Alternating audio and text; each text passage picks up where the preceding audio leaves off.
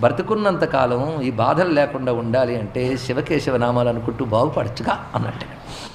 శివకేశవ నామాలు అనుకోండి, దానివల్ల నువ్వు ఇలా శివకేశవ అనగానే అలా తీసుకెళ్ళి కైలాసంలో వైకుంఠంలో పెట్టకపోయినా నరకాల్లో పడరు, అది తెలుసుకోవాల్సింది. అది చాలు కదండి.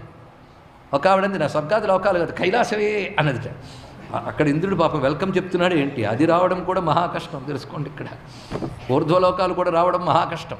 ఆ లోక సుఖాలు ఏవక్కలేదండి, ఆ మోక్షమే. అందుకే వేదాంతం పట్టుకున్నాను. మరి సంజయవన అవి ఎందుకండి?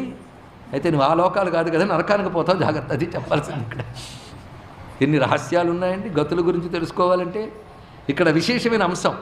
అందుకే ఒకటి, నిరంతర భగవన్నామస్మరణ అదొక్కటి చేస్తే చాలండి.